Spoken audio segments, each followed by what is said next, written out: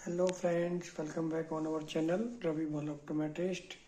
आज का हमारा टॉपिक रहने वाला है what is the difference in between optometrist and ophthalmologist. Now me also as a optometrist, मैं एज ए ऑप्टोमेट्रिस्ट हूँ। तो मैं आज आपको बताना चाहूँगा कि हमारे ऑप्टोमेट्रिस्ट में और ऑप्थेल्मोलॉजिस्ट में जो हम डॉक्टर बोलते हैं एमएस, जो डॉक्टर होता है एमबीबीएस एमएस डॉक्टर इन आई ऑप्थेल्मोलॉजी, इन दोनों में क्या डिफरेंस होता है।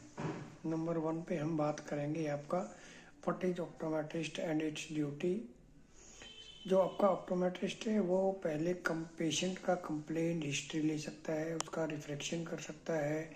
कोई भी ऑप्टिकल इंस्ट्रूमेंट है वो इसको प्रॉपरली एज ए टेक्नीशियन उसको यूज़ कर सकता है और वर्किंग कर सकता है। जैसे आपका ओसिटी हो गया, फंडस फोटो हो गया, पेरीमीट्री हो गया, टोपो टीएमएस हो गया, टोपोग्राफी होगी, पेंटाकैम हो गया, ए स्कैन, बायोमेट्री, आपका आईवल मास्टर, किसी भी कंपनी का आपका कोई भी मशीन है जो ऑप्टिकल इंस्ट्रूमेंट्स के अंदर आपका आता है, तो वो उसको प्रॉपरली आपका चला सकता है, एज ए टेक्नीशियन उसको यूज़ कर सकता है।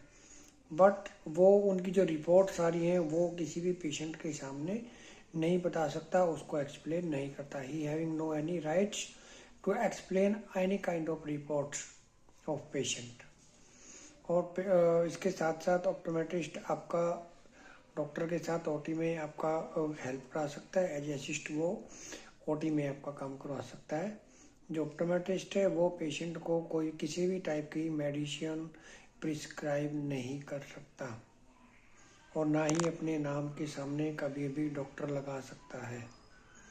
और सेकंड हैंड अगर हम बात करें, हमारे जो ऑप्थेल्मोलॉजिस्ट है, जो डॉक्टर हैं, वो एमबीबीएस करने के बाद एमएस एमडी करते हैं आपका इन ऑप्थेल्मोलॉजी, एमएस करते हैं और दे हैविंग राइट्स कि वो पेशेंट को प्रॉपरली एग्जामिन कर सकते हैं for any kind of machines like slit lamp, fundus, retina checkup, like gonioscopy, line fundus examination with slit lamp, in direct ophthalmoscope,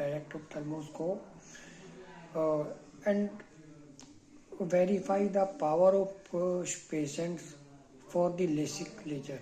कोई भी पेशेंट जो लेसिक के लिए आता है तो उसका जो वर्कअप है, उसका जो फाइनलाइज जो नंबर है हमारे को रिमूव करना है, वो एक ऑप्थेल्मोलॉजिस्ट करता है। और main thing, all kind of medicines are ophthalmologist will be prescribed to patient on OPD slip, and all types of surgeries will be done by ophthalmologist। जो आपका डॉक्टर है वो ही आपकी सिर्फ सर्जरी है, किसी भी टाइप की minor to minor, major to major जो आई की सर्जरी है वो आपका जो ऑप्थेल्मोलॉजिस्ट है सिर्फ वो ही कर सकता है।